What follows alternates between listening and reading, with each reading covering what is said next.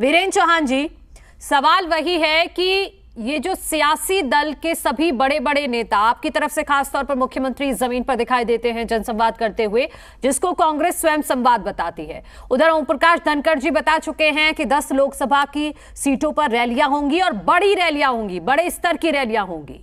तो ये सारी जो तैयारी है ये वक्त से पहले जो हो रही है, जो नेता जमीन पर दिखाई दे रहे हैं, तो हरियाणा की जनता यही पूछ रही है कि अभी से क्यों? देखिए, सबसे पहले तो मैं आपको यह बताना चाहूंगा कि भारतीय जनता पार्टी और भारत देश दोनों, भारत देश भी और भारतीय जनता पार्टी भी अब पूरा समय चुनाव के मोड में रहते हैं।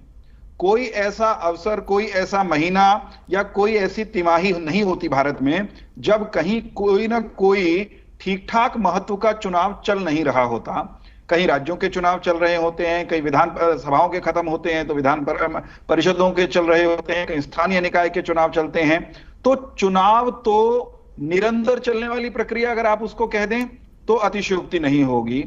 दूसरा, चुनाव लोकतंत्रात्मक प्रक्रिया का पर्व है, त्योहार है, तो चुनाव चलते रहें, इससे राजनीतिक कार्यकर्ता वैसे उत्साह में रहता है।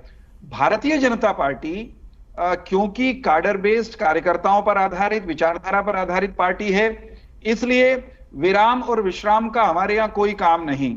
चुनाव कोई एक संपन्न हो गया तो ऐसा नहीं होता कि विश्राम मोड में चले गए, आराम फरमाएंगे, फिर लौट कर आएंगे। हमारे यहां ना नेता कोई जाता है कहीं घूमने, थाईलैंड वाईलैंड और न जाने कौन कौन से इटली विटली कहीं डेस्टिनेशंस हैं, कहीं पार्टियों के बड़े नेताओं के, जो एक जरा सी व्यस्तता के तुरंत बाद छुट्टियां मनाने निकल लेते हैं।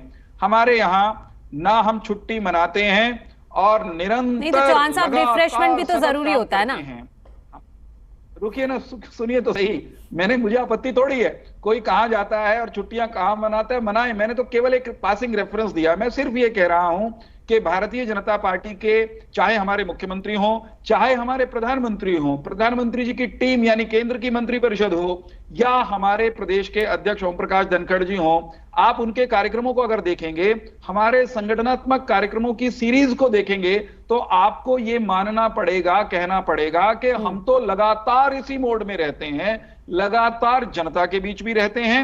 हां, थोड़ा बहुत जब चुनाव सामने आ जाता है ना, एकदम साल भर रह गया, 6 महीने रह गए, तो मोड जरूर बदलता है, माने अंदाज में परिवर्तन आ जाता है, क्योंकि हमेशा एक जैसा नहीं रहता ना, चीजें बदलती हैं समय के साथ।